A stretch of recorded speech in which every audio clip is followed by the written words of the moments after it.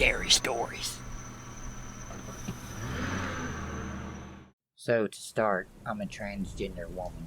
I'm single and I make my status as a trans very clear on all my dating profiles, except Plenty of Fish, because they consider that to be talking about sex, and they will straight up ban you. So I state instead that I'm a huge proponent of trans rights. So this guy messaged me. He lives about an hour away, kinda cute in a mildly creepy way, like something seems a little off about him, but people can't help how they look. So I give him a chance, just like I would want. I discover he's a smoker, but he says he's trying hard to quit, and only does when he's really stressed or upset. We have a nice conversation, and finally, he asked me for my number, and without thinking about it, I gave it to him, but tell him I'm getting ready for my evening classes. A few minutes go by. Hi, it's username from Plenty of Fish. Now usually I send standard quick message, hi, it's Allie. So, just to be clear, since my profile might be a little vague, I'm a transgender woman. I know that's not everyone's cup of tea, so if you're not interested, I completely understand. About 20% of the time, the guy isn't interested and gets rude and needs to be blocked, and the other 80% is split between immediate inappropriate questions and dick pics, casual acceptance, or dead silence. But like I said, I was getting ready to go to class, so I hadn't sent the message yet. A few minutes go by, and I'm about to text him my standard when I get another text. Who the fuck is full dead name? Why the fuck is he paying your cell phone bill? Where did you even get that name? He answered. Answer the question. Who is he? I'm honestly stunned at this point, and I realize he must have paid one of those shady websites that offer personal info for a fee. Well, if you must know, I'm a transgender, and that used to be my name. I was about to tell you when you pulled that stunt. Please do us both a favor and lose my number. That's incredibly invasive, and I don't want to talk to you anymore. Do you still live at the same place? I'm coming to see you so we can talk about this in person. No, I moved a few months ago and I'm getting ready to head out, like I said. You need to leave me alone. Don't contact me again. Since you have something to hide, I'm going to run a full background check on you. You lied to me, and I don't appreciate that. I'm sending screen caps of this conversation, your Plenty of Fish profile, and your photos to my two best friends who work in law enforcement in your town, and my ex-boyfriend, who I'm still on good terms with, who works for the local sheriff's office. Don't text me again. I didn't hear anything else from him for a few weeks. I made sure my doors and windows were locked, and the aforementioned friends and ex who check up on me from time to time, eventually, it just became one of those weird things that make you laugh uneasily. And then one day I thought I saw him at the local grocery store. Same dark hair, thick glasses, frames, and just a creepy guy staring at me, watching me as I shopped. I texted my ex about it, and as an upswing on things, my ex and I got back together in a casual sort of way, and he stayed the night a few times a month, off and on. One night I was alone, though. I just kept getting this weird feeling and smelling smoke. I lived in a little apartment complex that were 3 separate apartments that shared walls, but no plumbing or air ducts. I don't smoke, and I'm very sensitive to the smell thanks to asthma. The apartment had a wall unit AC, so I turned it off, since it was apparently pulling air in from a neighbor's guest. He must have been chain smoking, I thought. I had an ASL video due the next morning, so I was up all night practicing and recording the video, singing the same story over and over again, until it was almost a dance rather than narration. A couple of times I had to restart the video because my cat was going nuts. Finally, around 7 a.m., I had the video finished and sent out and was ready for bed, so I double-checked all the doors and windows were locked, set an alarm, and went to sleep. I woke up and got ready for school, and I was running a bit late and had to hurry out the door. I noticed something weird, but didn't have time to stop and register it. Classes went smoothly. Got an A on my ASL video and stopped for groceries on my way home from class. As I got home, I saw what had been bugging me. Each apartment had a small garden on each side of the porch. Mine was nothing but gravel and pavers. The previous tenant had put in, but it was tidy, except for a pile of cigarette butts that looked like someone had dumped their car ashtray in my garden. There was no other trash, just that pile, right in front of my bedroom window. I don't think anything about it at first, and just get a broom and dustpan and sweep it up. As I'm doing it, my neighbor, an old man, comes out and asks if my boyfriend ever got a hold of me. I ask him what he means. He tells me there was a young man waiting for me on my front porch, and for a few hours last night, that he'd seen the guy around before and thought he was my boyfriend. I asked what he looked like. Dark hair, thick glasses, chain smoking. I text the on-again, off-again ex. Cops take statements and I give them screenshots. I moved out of state a few weeks later for unrelated reasons and have legally changed my name since, with closed records. I don't give guys my number anymore. Ladies and my fellow queer family, use a texting app until you get to know someone, because for like $5, creeps can get everything from your number.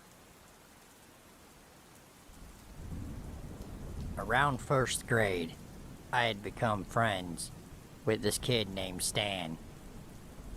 He was a couple of years older than I was, but he had a sister that was my age, who I was also friends with.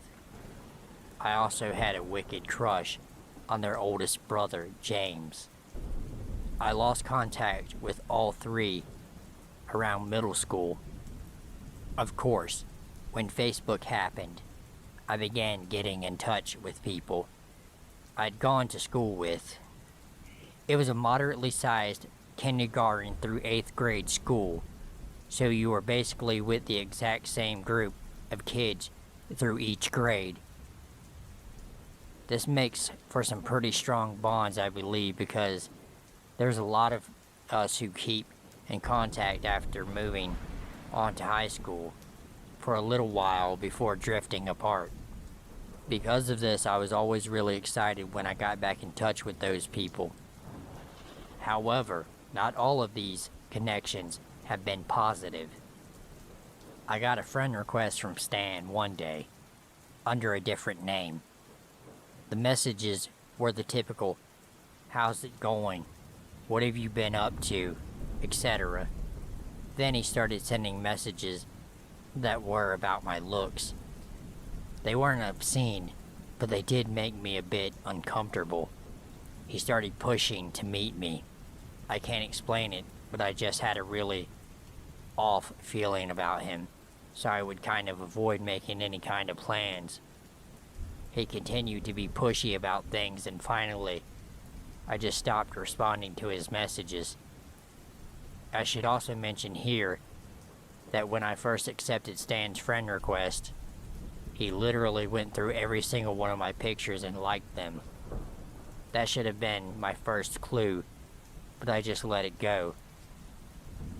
Then I started getting messages from friends and even some family members asking about him. Stan was going through and basically sending everyone friend requests. By this point, I'm like, what the hell? This is weird. But things got really nuts when my cousin informed me that Stan had not only tried to friend her, he'd also sent a message asking all sorts of questions about such things as I liked or places I liked to go. My cousin was concerned that I was sending those kind of messages to other people who might actually tell him what he wanted to know. I debated sending Stan a message telling him to back the hell off, but decided to just block him and change all of my Facebook settings to make it as private as I possibly could. I also sent out a mass message to every one of my friends and family informing them of the situation and to kindly not give out any of my personal information. I'd been friends with James, but ended up blocking him as well, just to prevent Stan from getting access to anything. Things got quiet for about a week. Then the friend requests from random accounts started coming in. Some did not have pictures. Some had random images. They were accompanied by messages that made it clear they were all from Stan. Full of skeevy comments on my looks and how he wanted to hook up. That's putting it mildly. Every day I had an account that needed to be blocked. I contacted Facebook about the situation, though that did not really offer any kind of help. It finally came to a stop when I threatened Stan with police intervention. The peace lasted for about 10 years. Then I got a friend request from a girl I'd also gone to school with named Kelsey. We talked pretty frequently both online and over the phone. She wanted us to hang out, so we talked about that some, but then she started bringing it up more frequently, persistently. I started to get that weird feeling again that something wasn't quite right. Then came the bombshell. Kelsey and Stan were dating. We'd all been in the same classes, so the fact that they knew each other wasn't strange. But for them to be dating? I confronted Kelsey about it and blocked her, but because we'd talked on the phone, they had my phone number. Of course, both began calling and texting crazy things non-stop. I finally had to get my number changed. It's been over 10 years since all of this, and I haven't heard from Stan once. Kelsey did try to friend me recently with a different account, and I looked through her Facebook shows. She's married to another man and no evidence of Stan. I'm not taking any chances though, so she's been blocked. A couple of years ago, I spent most of my time skating. I didn't have many friends I could skate with, so I was always on the lookout for new friends to skate with. There was this really friendly guy at the skate park who seemed really motivated on making new friends and making somewhat of a skate crew. He was really motivated on getting skate clips and photos to put on social media. We got along, and he was really friendly, so I figured why not network with a new friend to skate with. I gave him my number, and he seems perfectly normal at first. He hit me up a few days later, and I picked up, and we skated. The whole time, he still was completely cool and normal, nothing suspicious or strange at all. I dropped him off, and everything was cool. A couple of days later, while I'm at school, he texted me asking if I wanted to skate. I was busy and did not reply. Within an hour, he sends me multiple texts saying something like, "Why aren't you answering me?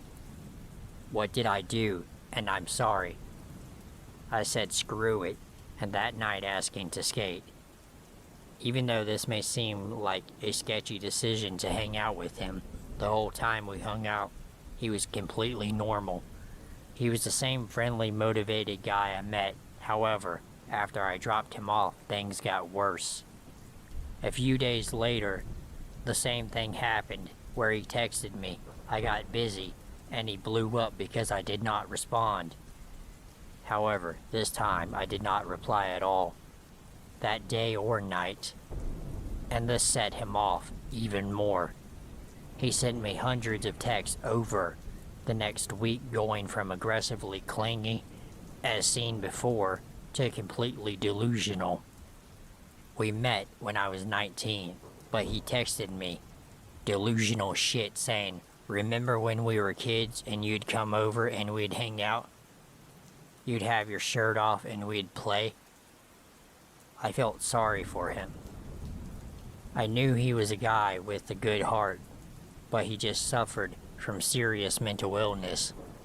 I just wish he had more people in his life who could help him control his issues. Later, he started calling me on and on. I have hundreds of voicemails from him, And the creepiest thing about the voicemails is that they are all silent. He would call my phone and sit there silently, leaving voicemails where I could, at most, hear him breathing or hear a fan in the background. This went on initially for a few months. I thought he lost my number or forgot about me. But then, a few more months after this all died down, he started calling again, but under unknown, so I could not block him. This happened off and on for about a year. There was one incident where someone came to my house, went through our gate, and vandalized our front yard.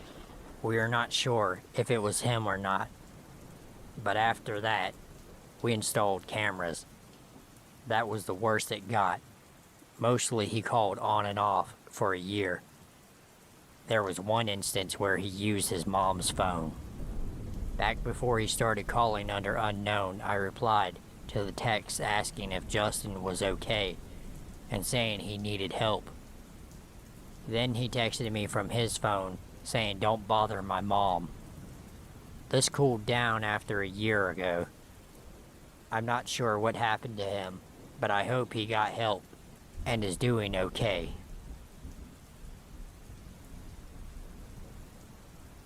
"10 years ago, I dated this guy, David. I don't talk much about David, only to my current partner and very close friends. Talking about him makes me nervous. When David and I met, I was only 17, and he was a post-secondary student in his early 20s. Being a near-homeless gay teenager dropout with raging hormones, a complicated home life, and limited dating prospects, I jumped into a relationship with him. Our relationship progressed very rapidly, and I moved into his Toronto apartment after only a month of dating. I was young and inexperienced with relationships. David was a horrible guy, of course. In the beginning, it was great. We were in love, very much so, but after a few months, that began to change. One night after our first minor fight over laundry, I got a glimpse of how angry he could really get over a simple matter. That night, I had a dream in which he held a pillow against my face, smothering me until I asphyxiated. His facial expressions contorted in terrifying ways, morphing into the face of a demon. In hindsight, this dream was trying to tell me something. I should have trusted my instincts. 6 months into our relationship, he no longer hid these parts of himself. See, David has a bipolar disorder and ignored his diagnosis. In retrospect, I can confidently say he is a sociopath as well. As a teenager, I was not equipped to deal with this. He was incredibly manipulative, eventually keeping me away from my friends and family, especially male co-workers. He stole money from me and put his bills and debts in my name without my consent.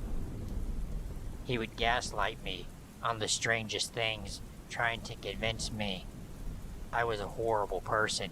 He constantly accused me of cheating, almost daily by the end. He would fly off the handle suddenly. He was often physically violent as well. I can't exactly remember how long I continued in this relationship. It is a part of my life I try hard to forget, but it was around 2 years, maybe a little more.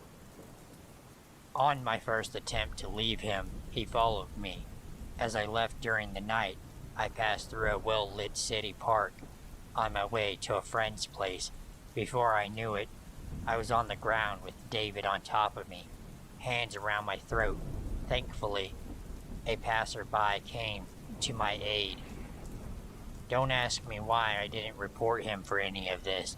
I was very confused. I really thought he was going to kill me. I did not tell anyone about that night for years after. He attacked me once more shortly after I left him, When we bumped into each other at a party, I find out later that he had been cheating on me the entire time we were together with multiple people, including my best friend's straight boyfriend. Go figure. Fast forward a few years, I'm dating an awesome guy, and I'm working as a charity fundraiser collecting donations for nonprofits on busy Toronto streets. I get angry or strange emails and texts from David once in a while, always changing my number and email address when he finds them out. I never responded. I'm informed that he moved to Montreal.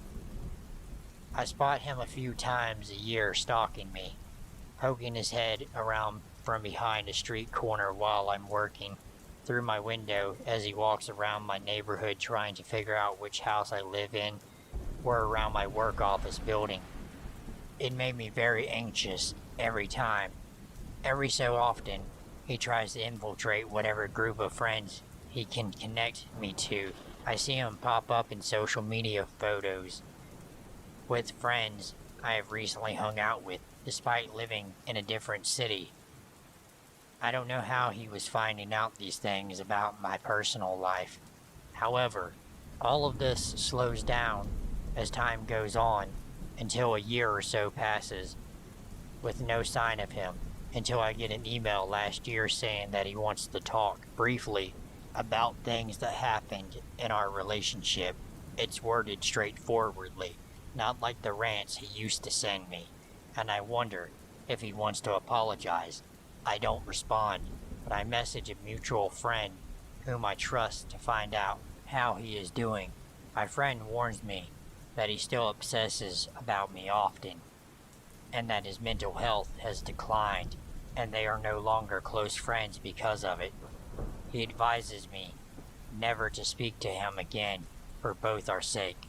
Out of morbid curiosity, I set up a fake Facebook account and creep his profile, sending me into a rabbit hole of links to his Tumblr and beyond. He is an artist now. I find a post with photos of one of his latest works, the creepiest zine I have ever seen. It depicted an extremely bloody scenario in a poem. I don't remember the poem exactly, but it was something about gruesomely murdering a boy who didn't love him back, describing the death in detail, and contending that he deserved it. I'm more than a little uneasy at this point. I'm actually scared. 6 years is more than enough time to get over your ex. This was obsession to an alarming level. I changed my email once more and asked our mutual friend to keep me updated if he ever decides to take a trip to my city. I also deleted my Facebook and most of my social media accounts, and I haven't seen any sign of him in over a year. I'm 27 now. I've worked through a lot of the issues that David led inside of me. Now I have a really kick-ass partner and a squishy cat. I'm a university student, and my life has been pretty rad. Still, I'm always expecting to get an email or to see him down the street. I sometimes wonder if this is over, or if anything will change when he tracks me down again. Maybe he's simply biding his time. So yeah, let's not meet again, Stalker ex-boyfriend David, ever again.